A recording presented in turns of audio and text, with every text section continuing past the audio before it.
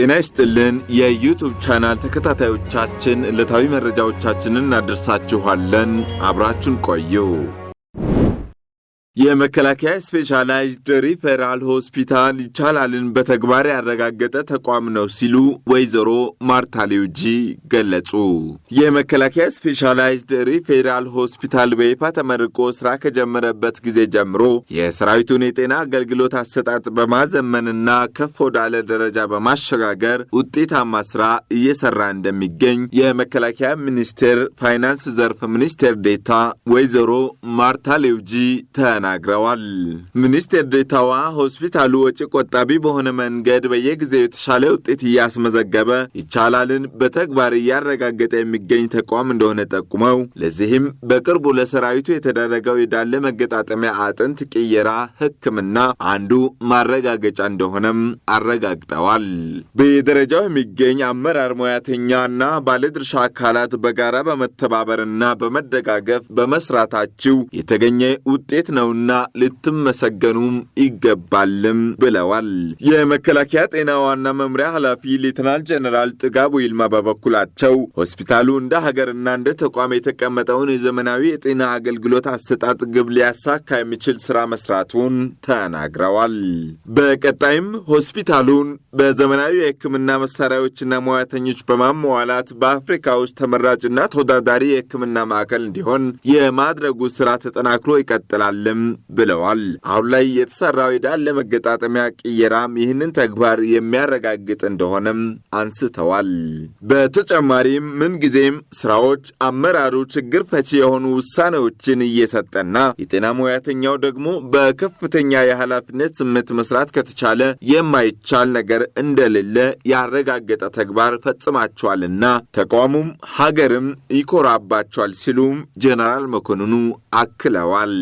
የመከላከያ ስፔሻላይዝድ ሪፌራል ሆስፒታል ዋና አዛዥ ብርጋዴር ጀነራል ሸዋዬ ኃይሌ ሆስፒታሉ በ2017 በጀት ዓመት በታቀደው ዕቅድ መሰረት ከመከላከያ የፋይናንስ ዘርፍ ጋር በመነጋገር አስፈላጊው በጀት እንዲፈቀድ በማድረግ ከ685 በላይ ዘመናዊ የሕክምና መሳሪያዎችን ከውጭ ሀገር በማስገባትና በማስገጠም ወደ ስራ መግባታቸውንም ገልጸዋል። ከዚህ ጋር ተያይዞም 104 የሚሆኑ የመገጣጠሚያ አጥንት ጉዳት የደረሰባቸው የሰራዊት አባላትን ተቀብለው ለ53 አባላት የተሳካ ሕክምና መደረጉን ተናግረው ታካሚዎችም በመልካም ሁኔታ ላይ ይገኛሉ። ለቀሩት ታካሚዎችም የዳሌና የመገጣጠሚያ አጥንት ቅየራ ሕክምናው ተጠናክሮ እንደሚቀጥልም አንስተዋል። የአውደ ውጊያ ድል መሰረቱ ጠንካራ ወታደራዊ ዝግጁነት መፍጠር መሆኑ ተገለጸ። የኮማንዶና አየር ወለድ እዝ ዋና አዛዥ ሌተናል ጀነራል ሹማ አብዴታ የአውደ ውጊያ ድል መሰረቱ ጠንካራ ወታደራዊ ዝግጁነትና የማይናወጥ የሀገር ፍቅር መሆኑን ገልጸዋል። አዛዡ በስልጠና ላይ ከሚገኙት የክፍሉና የሪፐብሊኩ ጥበቃ ኃይል መካከለኛ አመራሮች ጋር የተወያዩ ሲሆን እዙ ሀገራዊ ግዳጅን በላቀ ደረጃ ለመፈጸም ሰፋፊ የአቅም ግንባታ ስራዎችን እየሰራ መቆየቱን አውስተው በየትኛውም አቅጣጫ በህዝብና በሀገር ላይ የሚቀሰሩ የጥፋት ጣቶችን ለመቁረጥ ዛሬም ሁለቱም ክፍሎች ከምንጊዜውም በላይ ዝግጁ ናቸው ብለዋል።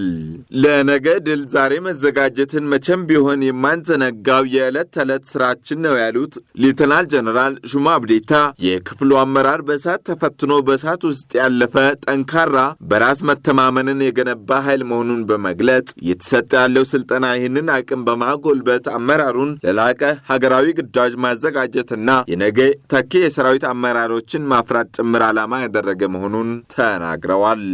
የኢትዮጵያ ጀግኖች ባላደራ የአድዋ ድል ትውልዶች ነንና በሕይወት ቆመን ተላላኪ ባንዳዎችም ሆኑ ላኪ ቀቢጽ ተስፈኞች ኢትዮጵያንም ሆነ ሕዝቦቿን በመከፋፈል ማዋረድ አይችሉም። ይህ እንዳይሆን ደግሞ የሀገራችንን ሉዓላዊነትና የሕዝቦቿን ክብር ጠብቀን ለቀጣዩ ትውልድ የለማች ኢትዮጵያን ለማስረከብ ሁሌም እንዘጋጃለንም ብለዋል።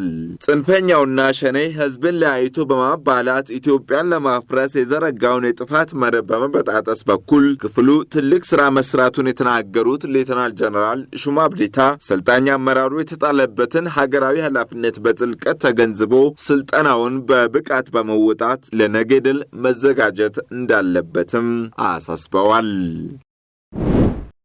የስድስተኛ እዝ ማሰልጠኛ እየሰለጠንን እንዋጋለን፣ እየተዋጋን እንሰለጥናለን በሚል መሪ ሐሳብ የጓድ አመራሮችን አሰልጥኖ አስመረቀ።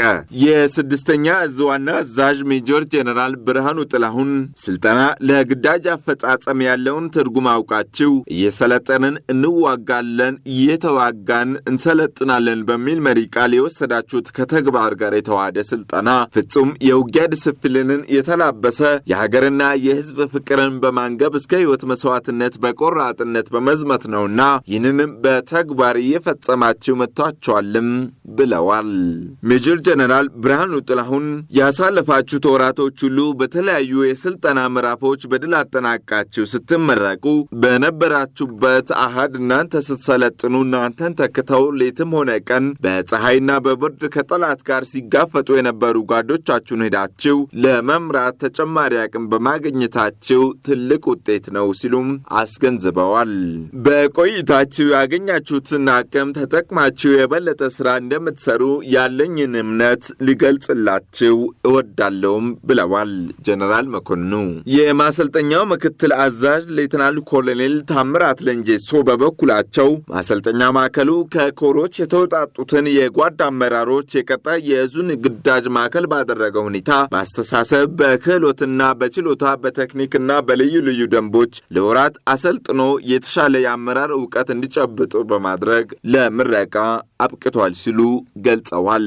በተመራቂዎች የሰልፍ ትርኢትና የእጅ በእጅ የቃታ ትርኢት የቀረበ ሲሆን ብልጫ ላላቸው ክፍሎች ሽልማትም ተበርክቶላቸዋል። የተወደዳችሁ የዩቱብ ቻናል ተከታታዮቻችን ዕለታዊ መረጃዎቻችን እኝን ይመስሉ ነበር። ቻናላችንን ላይክ፣ ሰብስክራይብ እና ሼር በማድረግ ቤተሰብ እንዲሆኑ ጋብዘናቸዋል። ጤና ይስጥልኝ።